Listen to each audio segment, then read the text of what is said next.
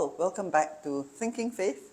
I want to continue more thoughts about this thing I started called incomplete gospel.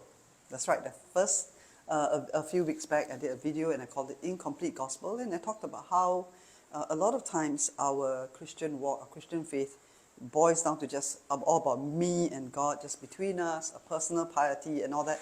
And then that's not complete because there's a lot more to the gospel. It's about relationships with others and all that. And today I want to extend that a bit more by specifically talking about the kingdom of God. The kingdom of God is a major theme in the Bible. When I first became a Christian as a young person, I didn't really know about it, but as I read the Bible, I realized it was popping up everywhere, both in the Old Testament and the New Testament. And I realized that it's this big thread that goes all the way through. Jesus himself, when he came, he talked about how the kingdom of God is at hand, that something is about to happen, something is about to change. And of course, if you have been in church for a while, you will realize that the disciples, the Jews, have been hoping for this kingdom because they had an experience in their history of a time when God ruled them, and it was almost idyllic, almost perfect, especially under the reign of King David. And they were longing for that reign to return. But we know that King David was just a human, and that the history of Israel was such that God allowed that human kingdom to exist. But really what God wanted, his heart, was that he would be our king. And we would be his happy, loyal, faithful, joyful, and fruitful subjects. So that's what's about the kingdom of God. And your gospel and mine, the good news is incomplete if you do not know about this kingdom of God. You do not know the king of the kingdom. You do not realize that the kingdom of God is bursting out in our world in many, many different places, just like this lush greenery behind us. And I know that sometimes when we look at our world and we look at all the hardships, all the evil, how things are broken and how things are disrupted, and sometimes even within the church, we can get discouraged. But a most important antidote to combat that discouragement is to keep your eye on the kingdom of God, because the kingdom of God is what God is building. He is committed to see it through, and the church is his unique instrument. I call the church, every local church, a kingdom outpost.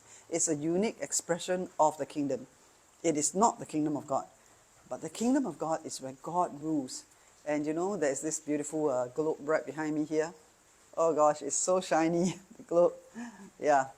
And the kingdom of God is bursting out all over the world. You know, I'm actually right now in a friend's place. Some of you who have been here will recognize this as someone's home. And I'm actually here this past week to be able to work on my book.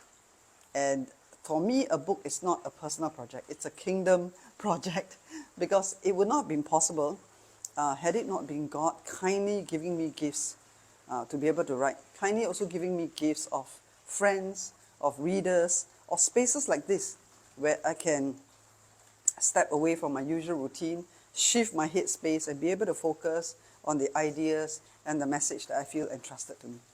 What about you? Right where you are in your family, at your workplace, in all the difficulties and challenges you have, the kingdom of God is also being birthed, it's also bursting forth. I want to encourage you to look out for it. I want to encourage you to learn to ask God, what is your kingdom like? How is it showing up in my life? How is it showing up in my circumstances? How can I be part of this kingdom? How can I be building this kingdom of God? Because that's exactly what we are. We are members of the kingdom, and our gospel is incomplete until we are an active, participating, contributing member of the kingdom of God. And that is super, super exciting. More exciting than just having a smooth, trouble-free life.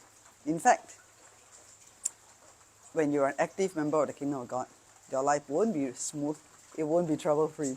Yeah? Because our prime example for the kingdom is Jesus himself.